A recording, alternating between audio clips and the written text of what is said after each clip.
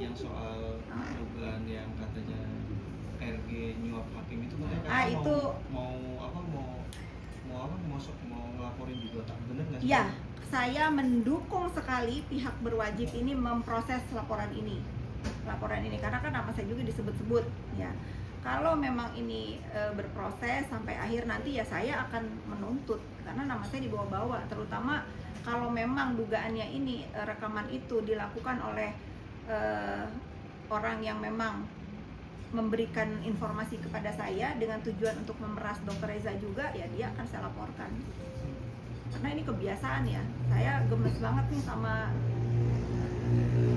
ulah-ulah di dunia maya yang menjadikan dunia maya ini sebagai ajang pemerasan premanisme dunia maya. Saya gerah, kita jangan menormalisasi dan jangan membiarkan inilah.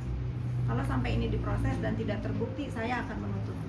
Saya yang akan menuntut karena nama saya dibawa-bawa. Tapi Kak Fitri sudah mendengar full, katakan ada fullnya ya, mungkin Kak Fitri sudah diinfokan. Saya sudah mendengar dari orang yang direkam, ya tidak seperti itu. Saya sudah diberikan keterangan oleh Mufid. Saya juga tanya ini suara siapa, dan itu bukan kakaknya Mufid ya, itu ya orang lain yang mungkin ingin membela, dan itu rekamannya dipenggal dan tidak ada tuh tuduhan-tuduhan yang dilakukan oleh mereka, itu tidak ada. Makanya saya dukung untuk ini dituntaskan, karena kan aparat negara juga difitnah nih. Saya juga ya, kalau misalnya penegak hukum nggak mau memproses, ya udah nanti saya aja yang bikin laporan, biar jangan sembarangan ya. Tapi untuk indikasi dugaan oknum yang berbicara ini mungkin dari pihak Kak Fitri ataupun DRG sudah tahu belum? Sudah tahu, karena dia pun melakukan upaya pemerasan ke DRZ, ke Dr. Reza Gladys melalui saya.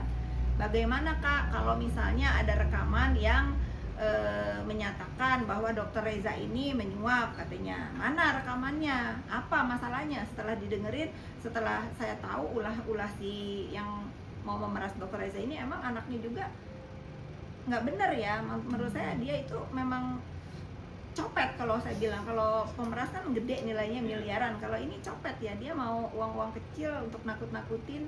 Ternyata bukan terhadap Dr. Reza sendiri, beberapa owner skincare yang saya kenal pun melapor ke saya. Nanti dia pura-pura beli skincare, nanti nomornya dihapus-hapus, nanti dibilang, oh aku beli skincare kamu, muka aku breakout, gimana nih kalau saya tayangkan di sosmed saya. Nah itu cara-cara copet yang dia lakukan. Nah, dia kejebak nih, kali ini dia kejebak, nggak berhasil menjual, memeras Dr. Reza. Dia menjual mungkin informasi itu dengan akhirnya ya kita lihat aja nanti sampai di mana. Jadi dua orang itu memang ingin Satu orang cewek itu ya Kak? Atau yang mana? Yang cowok. Saya nggak tahu cowok apa cewek, tapi fisiknya si cowok. Berarti memang tidak ada yang kayak untuk? Tidak ada. Ini menarik sekali. Aduh, sudah saya melihat ujian Dr. Reza ini ya sebagai pelapor di dalam hal ini tuh ya, orang yang nggak pernah bermasalah, orang yang nggak pernah ribut sana sini harus berhadapan dengan kasus sebesar ini. Ya insya Allah sih Dr. Reza dan suami tabah dan tawakal dalam menjalankan proses ini, semoga cepat selesai. Saya yakin banget selalu yang diutarakan oleh mereka juga kan kebenaran akan menemukan jalannya, yang mudah-mudahan selalu curhat apa sih Kak? Mungkin banyaknya ya dugaan itu satu buzzer, terus ditahan dari DRG sendiri, Kakak mungkin cerita apa saja mungkin? Kalau sebetulnya kalau perbazaran itu saya udah nggak peduli ya, karena oknum yang diduga menjadi pegawai buzzer itu sudah 2 orang nih yang sepil ke saya, sudah 2 orang yang bagaimana mengoperasionalkan perbazaran itu, apa dia yang diperintahkan, serang Fitri Sahuteru, serang Sela Sokia, serang Reza Gladys dengan kata-katanya template ya. Tapi ya sudah, saya juga nggak mau terlalu menanggapi lah. Ini mungkin bahaya juga ya, bukan hanya untuk kasus ini bahaya juga buat negara. Kalau sekarang dibiarkan nih perusahaan-perusahaan pabrik perbazaran ini dibiarkan memamah biak nih di negeri ini, itu bahaya. Mudah-mudahan bisa diproses ya.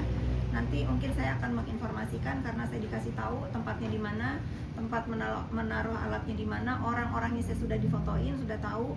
Ya mungkin nanti kalau saya ada waktu saya berikan informasi ini ke pihak yang berwajib agar diselidiki apakah benar informasi ini atau tidak. Tapi dari orang yang menginformasikan ini apa kata-kata yang kira-kira bakal keluar nanti, dia sudah spill ke saya dan itu terjadi. Kayak sekarang nih kan, sekarang lagi musimnya, oh Daviena jangan bersaksi, kamu sudah bisa jualan, oh gini, jadi saut-sautan ya, itu sudah bisa ditebak ya. Tapi kalau kita lihat dari pembelanya pelapor ini kan nggak ada yang seperti itu, semua ada manusianya. Sekarang setiap malam saya tuh mendengarkan apa tuh namanya mal ya, diskusi tentang kasus ini itu menarik ya, karena pintar-pintar yang memberikan pendapat. Oke, kakak juga sempat kemarin juga Bang Sunan melalui AA menyenggol Kak Fitri sebagai dalang. Iya. Sudahlah. Ini gimana Kak sampai? Terlalu saya kalau mau mendakapi brother saya itu sudahlah, memang kan dia passionnya di situ ya. Udah biarin aja. Saya nggak mau menanggapi itu. Bagaimanapun dia brother dan istrinya sister saya. Apa-apa itu. Biasa dia, kita hiburan aja itu mah ya. Hiburan aja. Nggak dianggap serius ya. Nggak usah dianggapin serius. Sampai disepil AA dengan adanya chatan-chatan yang kakak. Ya, catatannya kan saya udah kasih tahu backupnya bagaimana dari saya, nggak ada saya malah bilang sudahlah, kan kalau abang itu kan laki-laki, kalau emosi ya wajar lah. Kita sebagai perempuan ngapain masuk ke dalam arena itu, ke tengah itu ya, keinjak, kalau ada yang keinjak, kalau ada yang kesenggol ya wajar ya. Tapi kan saya kalau dilihat di rekaman kan saya sempat ngusap-ngusap bahunya, sudah untuk menenangkan. Bukan mukul ya. sudah gini ya. Sudah. Kalau mukul kan gini, mukul. Udahlah, jangan ditanggapi itu mas. Nggak menanggapi bukti sama Jati gimana Pak? Yang mana nih? Yang pra-peradilan. Dia ini kayaknya ya musuh abadi ya. Saya melihatnya ini ya, mungkin ada percintaan di sini. Ada rasa mungkin ya. Ada rasa, mungkin nggak tahu nih apakah cinta tertolak atau apa gitu. Saya nggak tahu, nanti saya tanya dokter Richard ya, padahal saya pernah podcast sama dia ya. Kenapa sih ini kok nggak selesai? Apakah ada perasaan di antara kalian berdua? Ketawa dia. Nah, kalau orang ngebenci itu kan fokus gitu ya. Fokus ya, tanggapannya sudah kan saling lapor nih katanya, ya sudah kita lihat aja sampai di mana. Soal laporan gimana Kak yang di Polres Jakarta? Sudah selesai, saya sudah memberikan keterangan, saya sudah diklarifikasi, saya sudah memberikan klarifikasi saya. Nggak ada yang penting harus dibahas. Semua orang bisa melapor ya, semua orang, dan saya pun punya hak lapor sebetulnya. Saya yang berhak melapor langsung. Kak, yang sidang yoga Sidang Yoga nanti saya update ya, karena kemarin itu baru Yoga dipanggil di sidang sebagai terdakwa. Untuk kelanjutannya saya belum tahu, nanti saya kasih tahu kalian semua. berarti sudah digelar ya? Sudah memasuki sidang tahap awal.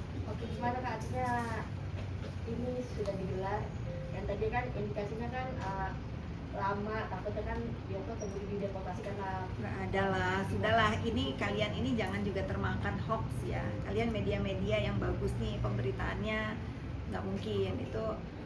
Negara itu sudah mentersangkakan orang, pasti akan selesai. Kenapa saya itu nggak mau cuap-cuap, koar-koar? Saya ingin membuktikan kepada kalian semua bahwa negara ini kalau memang perbuatannya ada, barang buktinya ada, sini akan diproses dengan adil kok. Jangan terus nggak bijak juga ya. Jangan terus nanti kita menggiring opini, oh ini disuap, oh ini tidak adil, oh ini yang mana. Kita benar kata Bang Denny Sumarko tuh, kita mau pakai keadilan yang mana nih? Mau percaya ke yang mana kalau kita nggak adil buat penegak hukum yang memang benar-benar tegak lurus, selalu digiring-giring opini seperti itu. Dan perlu kalian semua pahami dan tahu ya, Yoke pun menyadari kalau dia memang salah. Dia selalu mengatakan, saya memang bersalah Bu Fitri, saya minta maaf, saya memang bersalah. Itu ya, itu sih. Tapi karena dia sudah banyak melakukan komunikasi dengan ibunya, mengirim surat, menyampaikan pesan-pesan ke saya bahwa dia menyesal dan dia meminta maaf, tidak henti meminta maaf, ya saya juga kan luluh ya. Tapi yuk kita lihat, ini saya tidak pernah mengatakan apapun kepada media untuk misalnya bergembira, untuk apa, untuk menjaga netralisasi ini masalah. Dari awal tertangkapnya Yoke, saya percaya banget kepada penegak hukum, saya akan mendapatkan keadilan sesuai yang saya harapkan. dan tapi ada nanti dipanggil sosialisasi ya? Sudah pasti, saya kan saksi pelapor. Sudah ada jadwalnya? Belum ada. Nanti dikasih tahu kalau ada. Berarti sudah pernah ketemu ya kak? Lagian kalian juga mau ngapain diliput, kan ini bukan hal yang penting untuk diliput, ya sudah lah ya. Sudah, kita yang gini-gini tuh yang pasti apa? ITE ini ada. Hukumannya ada ya, harus bijak lagi dalam bermain sosial media.